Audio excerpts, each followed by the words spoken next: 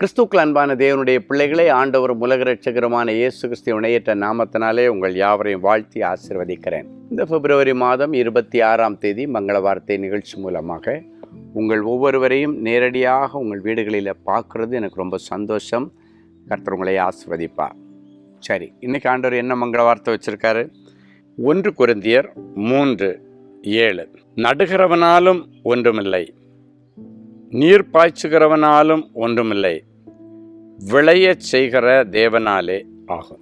நடுகிறவனாலும் ஒன்றும் இல்லை, நீர் பாய்ச்சுகிறவனாலே ஒன்றும் இல்லை, விளையச் செய்கிற கர்த்தராலே தான் ஆகும் என்று கர்த்தரை மாத்திரம் மையப்படுத்தி இந்த வசனம் நமக்கு ஆலோசனையாக சொல்லப்படுகிறது. அதுக்கு முந்தின வசனம் பார்த்திங்கன்னா, பவுல் நட்டான், அப்பல்லோ நீர் பாய்க்கினான், வாய்க்கச் செய்கிறவன் விளையச் செய்கிறவனும் கர்த்தர். அப்படின்னா ஆண்டவர் ஒரு நல்ல விளைச்சலை நமக்கு தரணுன்னா, நீ கஷ்டப்பட்டு உழைக்கிற உழைப்பில் நல்ல பலன் நீ சுதந்திரிக்கணுன்னா அதுக்கு முன்னால் 2 காரியம் செய்யணும். ஒன்று, நீ முயற்சி எடுக்கணும். அப்படின்னாச்சுன்னா நீ நடணும்.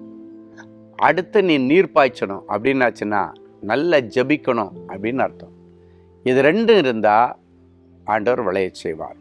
ஆனால் நடுகிறவனாலும் அல்ல, நீர் பாய்ச்சுகிறவனாலும் அல்ல, விளையச் செய்கிற தேவனாலே தான் அது ஃபுல்ஃபில் ஆகும், அது நிறைவேறும். ஸோ நமக்கு விளைச்சலை தருகிற ஆண்டவரை நம்ம இன்னைக்கு நோக்கி பார்த்து, ஆண்டவரே நான் விதைக்கிறதற்கு எனக்கு விதையை தாங்க, இன்வெஸ்ட்மெண்ட்டை தாங்க, எனக்கு ஒரு திறமையை தாங்க, ஒரு தாளந்தை தாங்க, விதைக்கிறதற்கு எனக்கு ஏதாவது ஒரு வழியை ஏற்பாடு பண்ணி கொடுங்கன்னு சொல்லி ஆண்டவரிடத்துலேருந்து விதையை எடுத்து நம்ம விதைக்கணும். அது முயற்சிக்கு அடையாளம். நான் நல்லா ஹார்ட் ஒர்க் பண்ணுறேன்னு சொல்லிட்டு திமிரா போய் நீ அறுவடைக்கு போனேன்னா அங்கே போகும்போது ஒன்றும் இருக்காது. அப்போ நம்ம இடையில என்ன செய்யணும்? ஜெபிக்கணும். அப்பல்லோ நீர் பாய்க்கிறது அப்படின்றது அந்த காரியத்துக்காக நம்ம ஜெபிக்கணும்.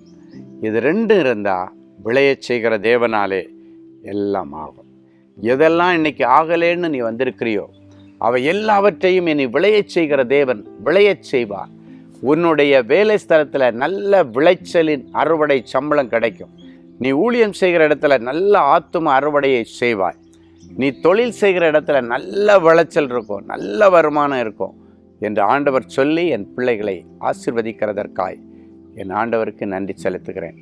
ஆண்டவரை உம்மை சார்ந்து நாங்கள் தொழில் செய்ய, ஊழியம் செய்ய, வேலை செய்ய, உம்மோடு இணைந்து நின்று நாங்கள் காரியங்களை நடப்பிக்க என் பிள்ளைகளுக்கு இந்த நல்ல சுபாவத்தை நீர் கற்றுத்தாரும். உம்மை புறம்பே தள்ளிவிட்டு இவர்கள் எந்த ஒரு முயற்சியிலையும் இறங்கி நஷ்டத்தை அறுவடை செய்யாதபடிக்கு லாபத்தை அறுவடை செய்ய என் ஆண்டவர் வாய்க்கச் செய்கிற தேவன் என் பிள்ளைகளோடு இருப்பீராக.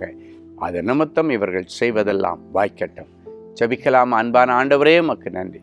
இயேசுவின் நாமத்தினாலே என் பிள்ளைகளை ஆசீர்வதிக்கிறேன். கிருபை என் பிள்ளைகளை சூழ்ந்து கொள்ளுகிறதற்காய் ஸ்தோத்திரம்.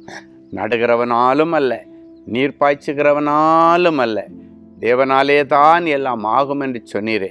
உம்மாலே என் பிள்ளைகள் சேனைக்குள்ளே விழுந்தது உண்மைதான்.